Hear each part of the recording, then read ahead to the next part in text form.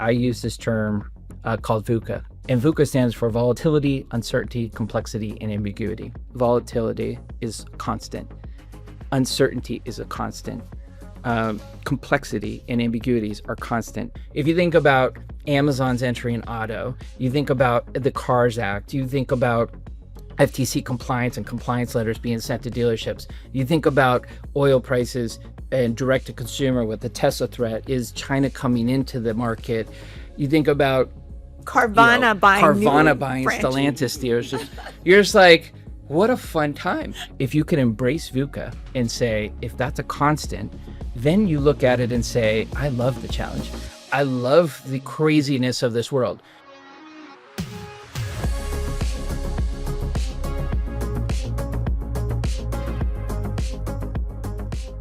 Hi, Matt. It's great to see you again. Yeah, great to see you. Here we are, and our guest, of course, is Matt Leone, CEO of DriveCentric, the AI-powered customer relationship management company. Matt, welcome to Auto Titans. And Matt was also the former CEO of automotiveMastermind. So Matt and I go back many years when he was also the CEO of automotiveMastermind. Kind of tell the story of DriveCentric and what appealed to you and why you came over from Mastermind. Yeah, DriveCentric's been around 15 years.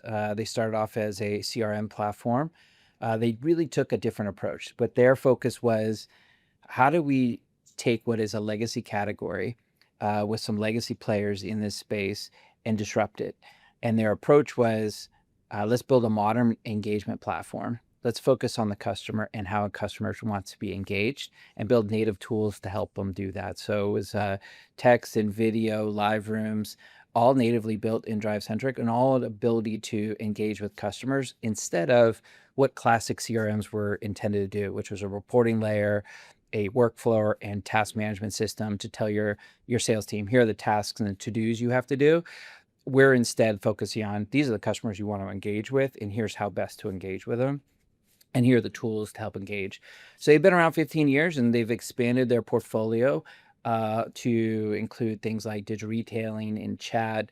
And I'm here now taking over from some founders who are still very involved in the business to even further expand it into, well, if you're going to be a true engagement platform, you really have to be in all departments. So service, F&I, how do you put all those together in an engagement way, in a tool for your service advisor, your F&I manager, your sales team, your BDCs, to all see one centralized customer record and help engage with them.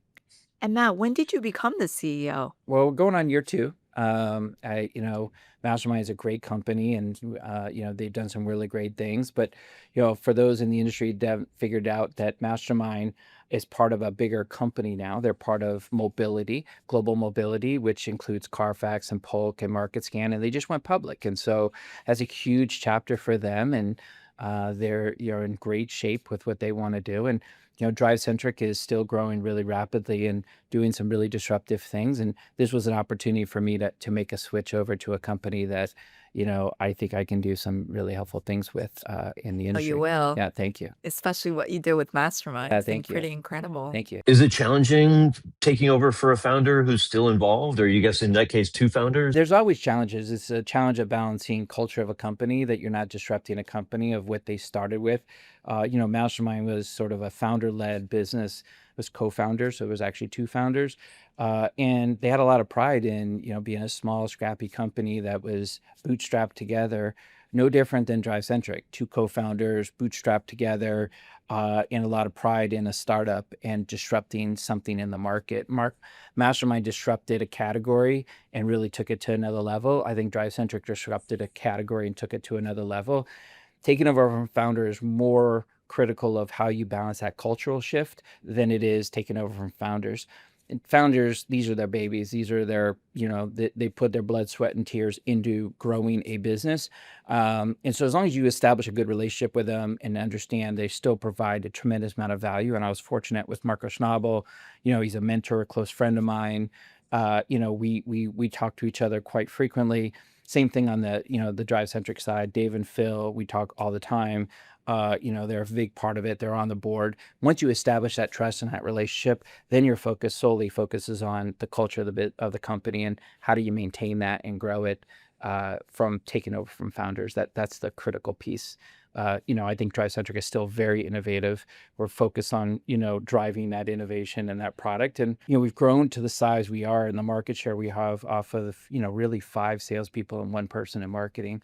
And to me, that speaks volumes of a culture of a business, which is we're solely focused on product first.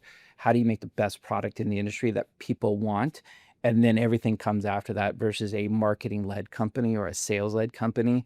And so when I look for companies, like DriveCentric and founders, they've created a great business when they've really honed in on that idea of product first over everything.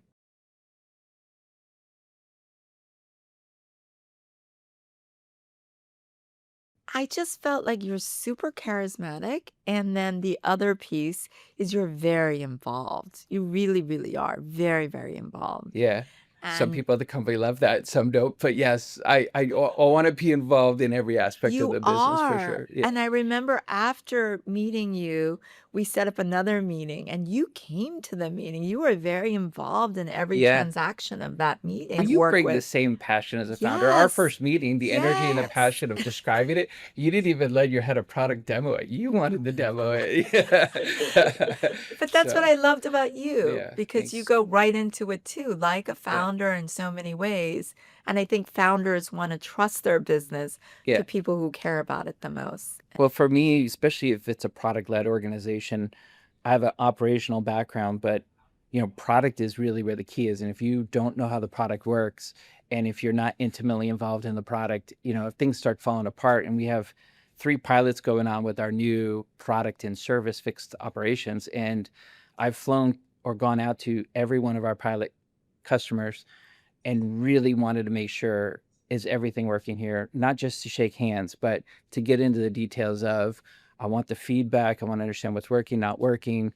Because if I can get those successful, kind of the rest of the industry can follow suit and say, hey, this is a wonderful product. Let's add this into the portfolio, especially in the dealership world. It's such a relationship business. It's a, community of people within 20 groups and within, the different brands. If you have a bad image or a bad reputation, things start falling off the truck really fast. So for me, it's critical that I'm there in front of the customers. So tell us about your new products Yeah. here. Well, Excited about it. yes, I'm equally as excited about it. DriveCentric, we started 6 years ago into this entry into AI. So we have a product that's natively built called Genius, and Genius was the foundation that really propelled DriveCentric to another level. We had a CRM, Yep. yes, and we approached on engagement, yes, and we had native tools like video, but we were kind of a pioneer in a lot of different areas. Like nobody 10 years ago thought you could deploy a CRM across an enterprise or a group remotely. DriveCentric does 99.9% of our launches remotely, and we've been doing it for a decade now. I think people still have a hard time grasping that concept. How can I deploy an operational tool without people on site? It's that simple. It's that easy to use. We have everything powered through a mobile first process. So that is something I think people still grapple with, is their CRM is tied behind a desktop. No, you're out talking to customers. Everything should be on the mobile device. And then as we branched out into other products, the main focal point for me was, let's have an AI first approach to a lot of these new products. So we have a nurture agent to be able to create new leads. We have a prospecting agent to move those leads through the funnel. We have a sales agent to help that follow up the long-term care of those customers. We've taken all of that technology and all those features and all those agents and just flipped it around and said, why are we only talking to new and used cars? Let's talk to the RO. Let's help the service advisor. Let's help, the BDC on the service side. So the beauty is we've only taken everything native and just now focused on the repair order. So we didn't have to reinvent the wheel. But now you have your service advisor that's able to have ways to engage with a customer and ways to follow up on their opportunities, all native. Now, the benefit of that is there's one more department within a dealership that's not touched, which is F&I. Yep. And so you think about, there's a lot of legacy systems that are in service. There's also a lot of legacy systems in F&I. But if DriveCentric sits on all that data, we have the aftermarkets data, the repair order data, the sales history data. If I can now bridge that, I can now tell you the total lifetime value of that customer. I can tell you whether or not they bought a maintenance contract. So when you do engage with them, you're not engaging with sort of blah marketing. You're engaging with them with exactly who that person is. Hey, I know your whole purchase history. I know what kind of products you bought. I know you have this maintenance contract. And so it's critically that F&I is also part of this conversation, this journey, because it might not be, I always want to sell them a car. Maybe I want to put them in a maintenance contract or a warranty contract. Let's give them options. And so we've rolled out and announcing actually this week, tomorrow, our service to sales agent. And then we have some really exciting things coming this summer that we're going to be launching here really quickly because we're in pilot with them. But it's been fun connecting everything into one centralized customer card and record, wrapping it around with some AI.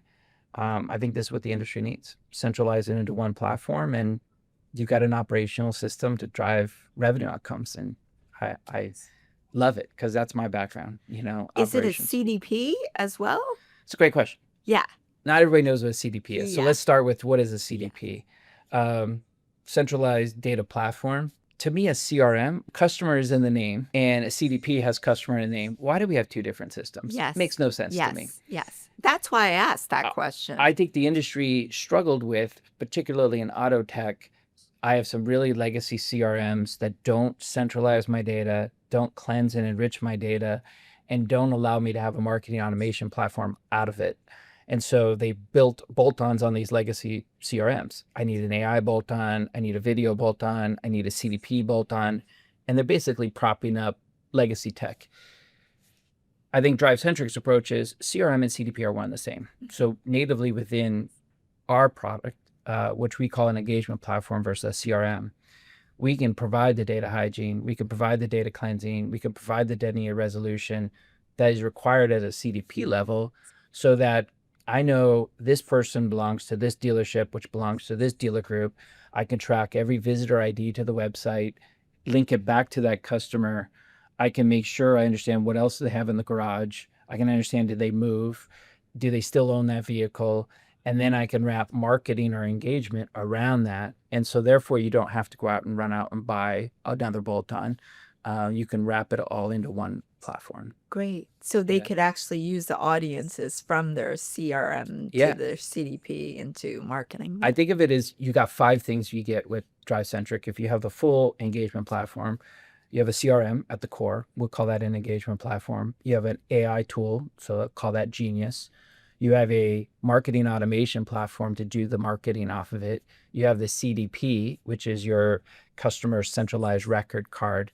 And then you have all the cursory tools that you need, such as digital retailing, chat, video, so you don't have to buy all these bolt-ons. And if we can Amazing. tech consolidate it down to one singular platform that talks to your accounting system, and I think of the accounting system as a DMS. I came outside of auto, and so I look at companies like Oracle, Microsoft, SAP, they're ERP systems, Yeah. right? A general ledger, and they run your financial record. They are your financial record. I don't want to be in accounting. I don't want to be in the financial record and the tax and the compliance.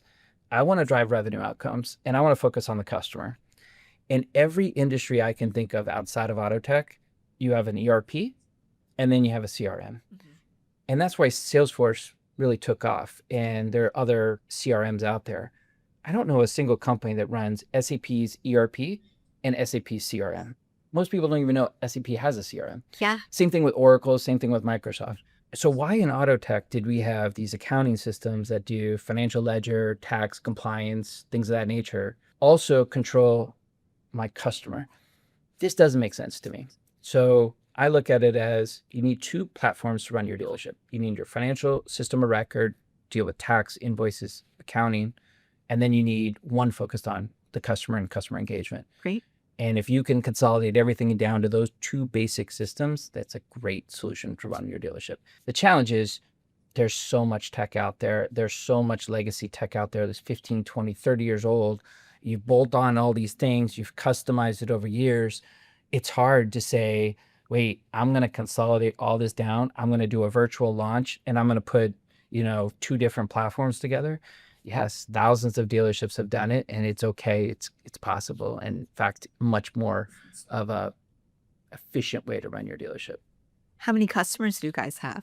So we, when I joined, we were a little over 2,000. We're blessed to be a little over 3,000 dealerships now. Amazing. So it's growing quite a bit, and we're really happy with our growth, but we don't focus on the number of dealerships because we have all size. We have very large public dealer groups, we have mid-sized groups, we have independents and smaller single points.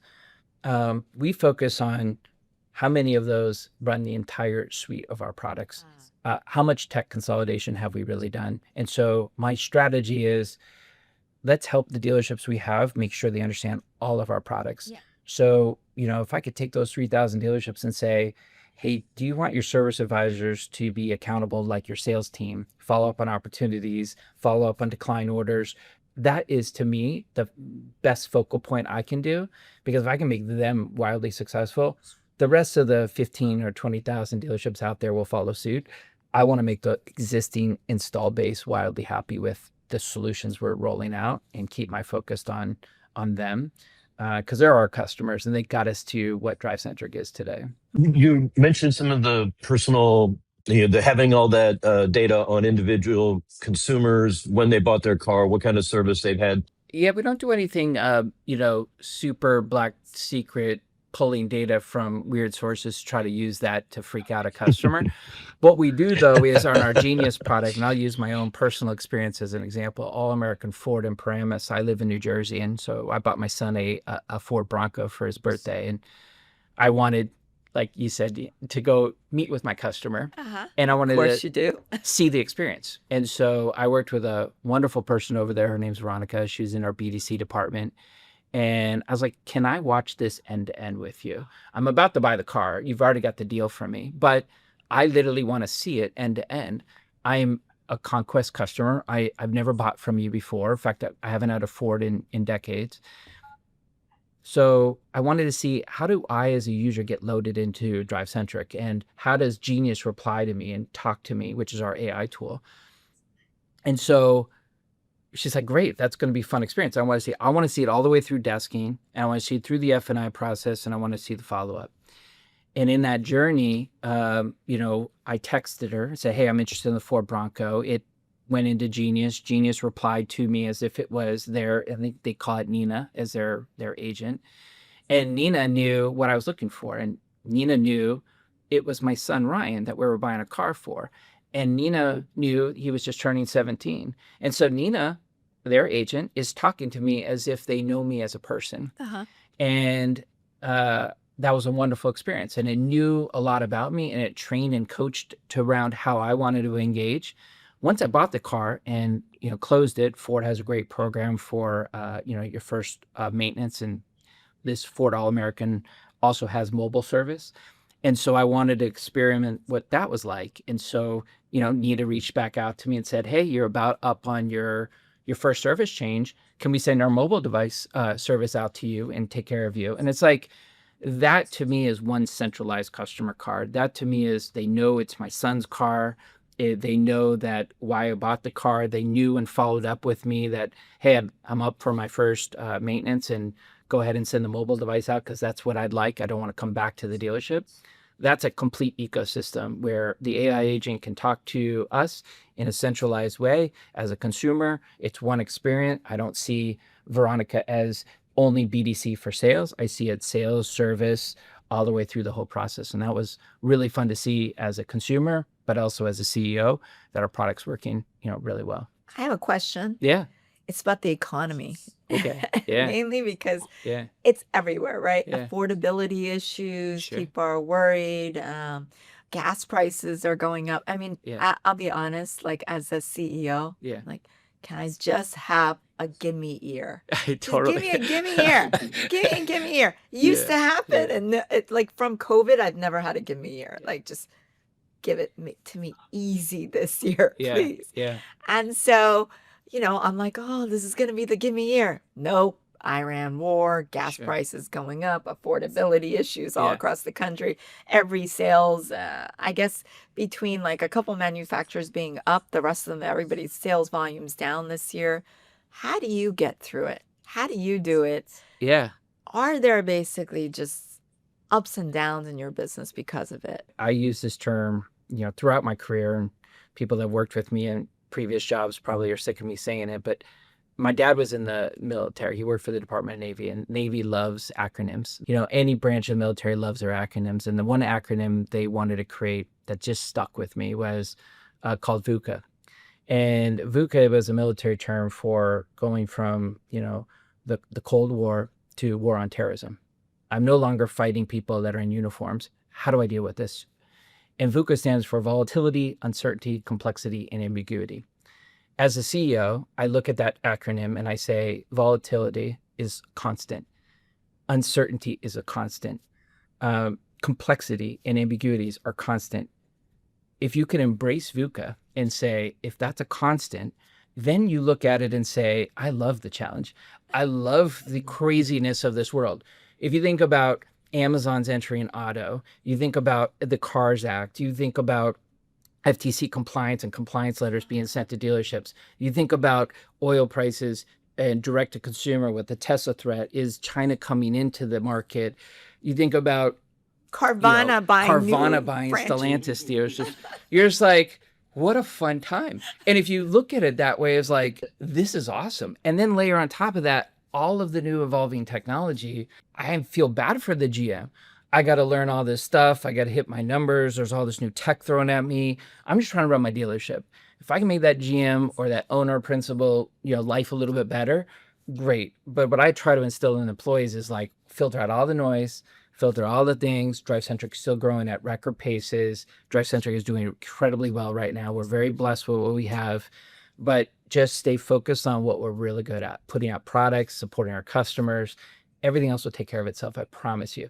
But if you get bogged down with all of these challenges, then you get frozen, you get complacent, and then you start making business decisions that are a little bit anti what you're trying to do, which is grow a business and support your customers. You get fixated in, well, I got to put all these rules and regulations and red tape in to protect ourselves or cut costs. And you don't want to do that. You end up with some of these legacy products that cut back so much on their engineering and R&D that they're struggling to try to innovate right now. And so, I don't know, VUCA's always worked for me, and look at it and say, hey, bring it on. It's great. I love it. I love the advice here. Boringness, right? You don't want to live in a boring world. And we certainly don't have anything other than a boring industry. It's pretty fun. With as much as DriveCentric uses AI and AI agents, I'm curious, how do you use AI in your own life, managing your own life and time? That's a great question, Jamie. I was just literally talking to some team members. They were showing me, we had a call, and it was just yesterday.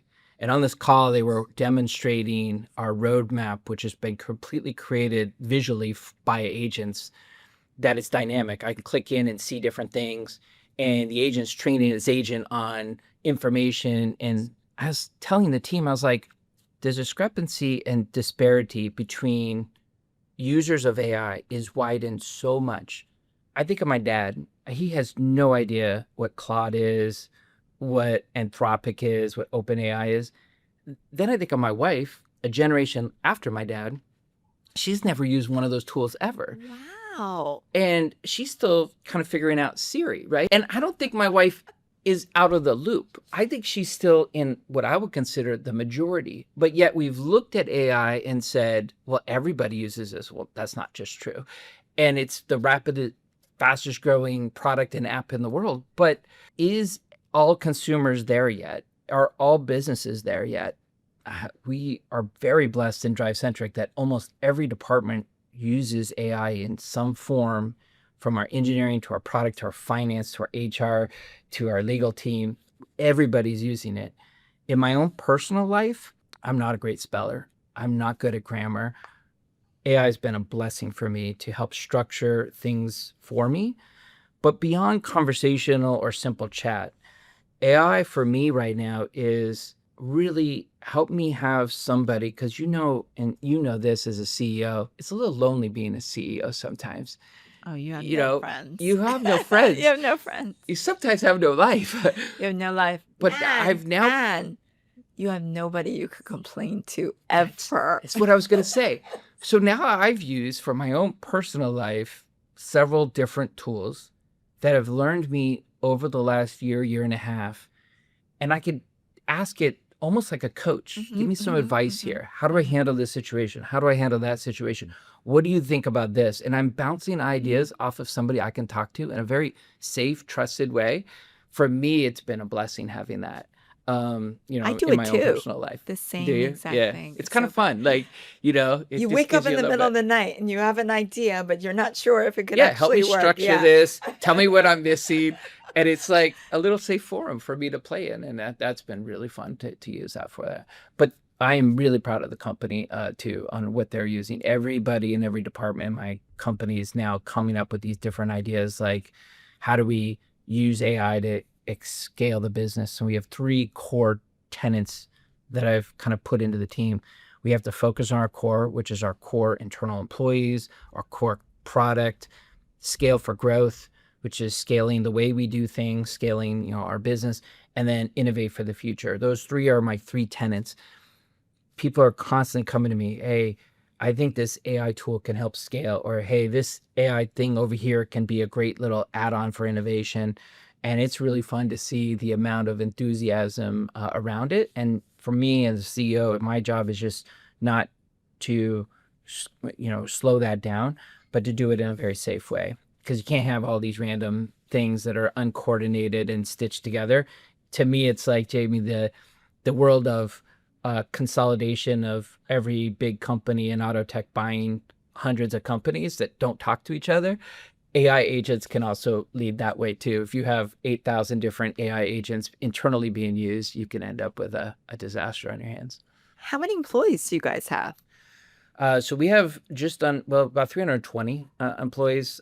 We have an office in Poland, and then everybody else Poland. is in the US. Yeah. Oh, I had no idea. Yeah. So the Great country. founding company is Founders, in. started there, but like we started off in Indianapolis and Carmel, and then we've moved our corporate headquarters to St. Louis, and we've expanded out from St. Louis, and then we have a lot of people remote. We have probably 150 people ish in the St. Louis area, and then most of our engineering development is in the U.S. with about 60 out in Poland. Wow. And did DriveCentric ever raise capital? No, this is one of the other Self-funded. Wow. blessings Interesting. it's a blessing. They ran the business as efficiently and as focused on putting every dollar back into the product versus extravagant things. I look at some of these other companies in the industry and they spend a lot on things probably that don't need as much money being spent, not just marketing. A lot of people spend a ton of money on marketing. Fancy Offices. fancy things. And DriveCentric was, very, very, focused on, it was founder led, family and friends money, and always profitable from day one. So very, Wow. very blessed to have that. Amazing. You're growing so fast, and Diana was asking about the people. I'm wondering, are you hiring, and what are you looking for in the hiring? Are there characteristics or skills that you particularly want? That's another excellent question. And, we put a 3-year model together of, where do we want to take the business, assuming we build all these new products and we branch out to every department within a dealership. Where do we see ourselves in 3 years? Because if you're growing 40, 50% every year and you've been doing it consistently for the last couple of years, you're a size business that is in 3 years from now, there are very few companies of that size and scale in auto tech. And so we're trying to forecast out what would we need to scale the business to be there in 3 years. So we had several offsites with our executive team. And it was funny, it's already changed. Your question, what our thesis was is already different. We thought we needed a lot more people in engineering. And of course, now with AI, you really don't. You don't. And our CTO, he's wonderful. And he's even kind of come 180 on it and said, hey, Matt, I don't need any of these resources. And so we haven't actually hired a single engineer because, we have 150 or so, right? So we're really good on our R&D dollars. What our focus is, though, is in 2 primary areas for hiring. One is in product management. And product management to me is when you go into new areas, fixed operations, F&I, payments, you really need experts that really study and learn that specific area. Yes. And know here's the competitive landscape, here's what the dealers want, Here's what the ecosystem of integrations that we have to build toward are. And so finding experts in those areas is kind of mission critical, number one for me. And then the second thing is on the account management side, I've been in SaaS 27 years now, in, well, software 27 years now. SaaS hasn't been along that long, but account management has been part of the model of SaaS. You have a subscription, you need to renew it, and you want an account manager that has a relationship. I think even that's evolving. And now what I've seen is, people don't really leave DriveCentric. Retention is not, we're blessed with a focal point of us. It's very few dealerships have ever really left DriveCentric. And when they do, it's usually because of a buy, sell, or something of that nature where there's a reason for it. Retention, therefore, is not the focal point of what I want this account manager to really hone in on.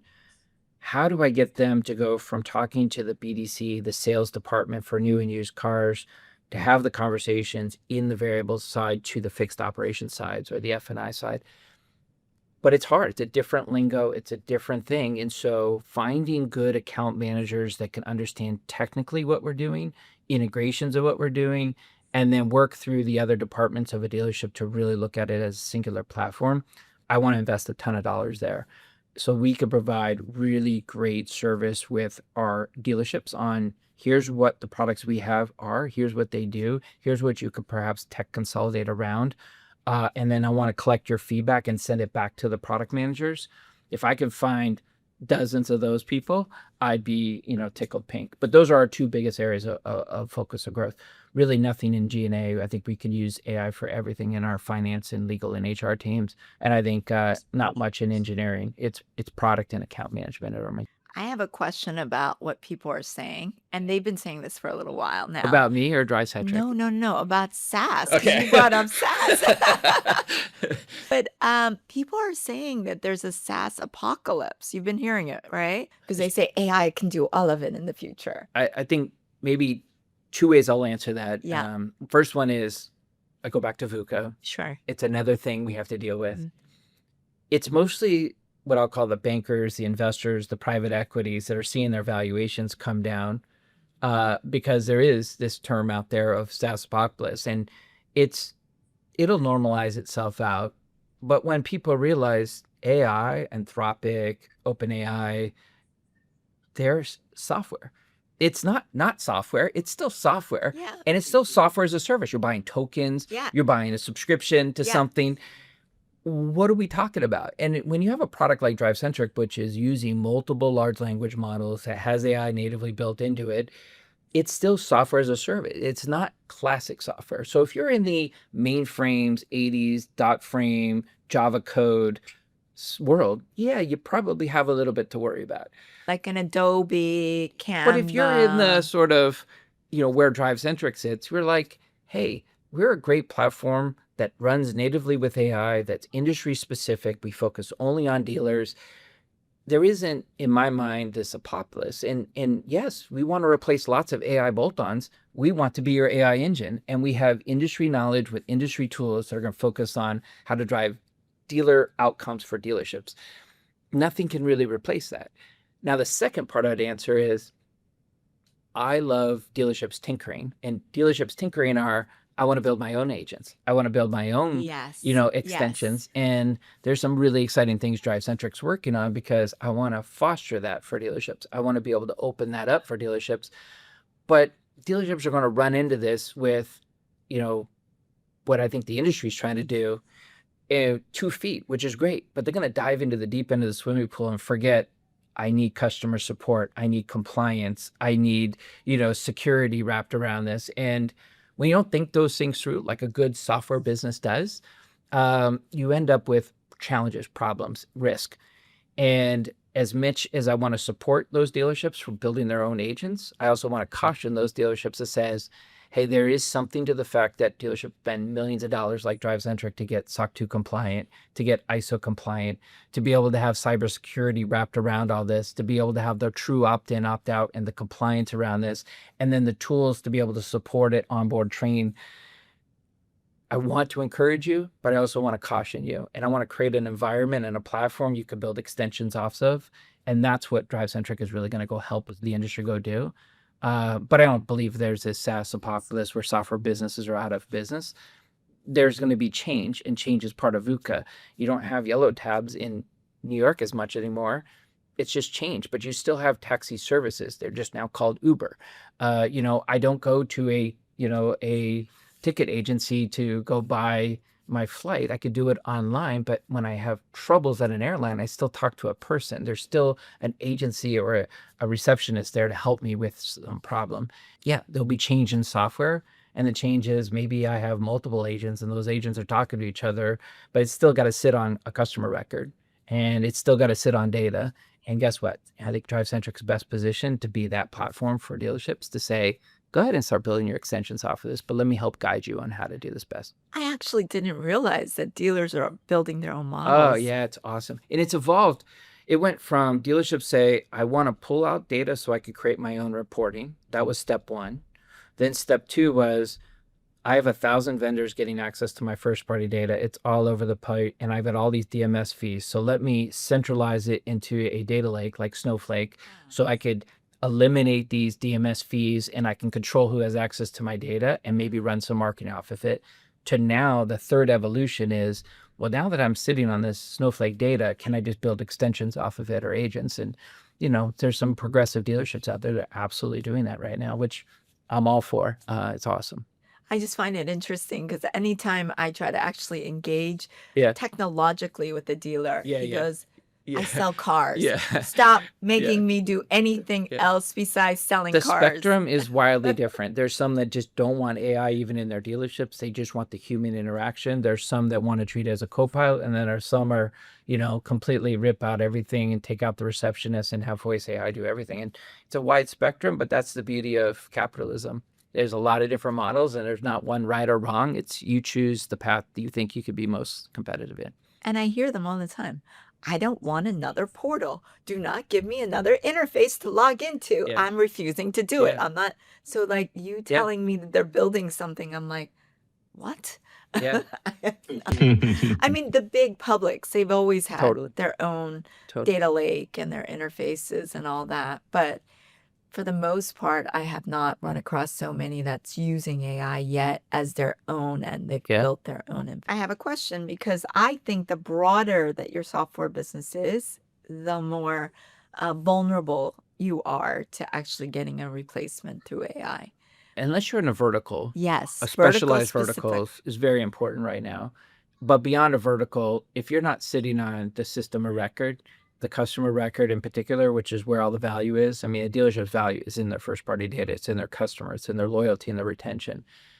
If you're not really managing, nurturing, capturing that, then it's a really challenge. You become really a bolt-on that's replaceable. And so, again, I'm very blessed and fortunate with position DriveCentric's in, and luck, fate, whatever you want to call it. I'm in a position where DriveCentric is, in my opinion, in a really good spot. And if you went to sleep at night and the things that wake you up, Yeah. what would those things be, Matt? I love good competition. And I love that there are so many new startups that I haven't really known too much about. And I've studied this industry, I think almost every vendor, and then a new one pops up and I'm like, I didn't know this one. But I've studied and studied and studied every category, every vendor in this space and what they do, and what they specialize in. But there's hundreds that pop up every month. So, and finding the right ones to be able to partner with, integrate with, acquire, these are all things that I am trying to keep up with in the industry. I love good competition. So it doesn't keep me up at night, but it gets me excited to think about like, hey, I got to continuously study what's happening in the market. What keeps me up at night is that, the idea that the dealer model itself is rapidly changing, right? And if the consumer behavior continues to change at the pace it is, how do I morph not only our technology, but the dealership's mindset to keep ahead of that and stay ahead of the curve? If Carvana, even though it only represents 2% of the market, it's still got the attention of a lot of people right now. And you got Amazon, close at trying to figure out how they can go direct to consumer. You've got more electrification and more threats from outside the US coming into the US. You got Volkswagen trying to do what they're trying to do with Scout. You've got Amazon about to release a new vehicle at pegged at what, $26,000 for a fully electric truck. When you think about that changing consumer and the changing demands of the consumer, and then you talk about the price affordability issues, and you talk about how do I stay ahead of that and really have engagement at the consumer level happening to get the consumer a very simple experience end to end. Yeah. From we have our showroom with our desking product now, to our digital retailing, to our ability to chat, to ability to perhaps get into F&I with them. How do I take DriveCentric to say we can also be the customer end of this and really help navigate all the way through this journey with the consumer if that's the way they want to engage? Digital retailing shot off 10 years ago and was supposed to be this next forum, and then it kind of died and realized nobody was doing digital retailing. I mean, 95% of customers will not actually finish There the may be transaction another there. evolution of this now, though, with the tools that are out there and with the capabilities out there and the different consumer acceptance of some of this new technology. Maybe there's a 2.0 version of this out there that doesn't look like classic digital retailing, but does look like a different way where if mobile service and service really takes off, if the idea of a consumer does 90% of their research up front, if you can make the last part of that journey just a little bit more simpler for them, perhaps there is a way where I just want to stay a little bit ahead of that curve and help those dealerships jump over that. And that's the part that I'm a little bit worried about, is what keeps me up at night is what does 5 years look like now in the dealer ecosystem? I know, it's so true. Jamie, I had heard that Carvana, who is now purchasing dealerships and purchased Stellantis dealerships, went from 35 cars to 900 vehicles sold. So what I'm hearing from the dealer community is I'm scared if some of the other OEMs plan to give Carvana other franchises. Am I in risk at this point? I would just tell the dealership two things on that lens, Yep. which is there's always two sides to a story. There's the headline, and then there's the details behind those numbers. And, you could probably read a lot of articles now of like, what's the headline versus what's the details behind that story? And, is it yet a success? And is it fully replaced market share?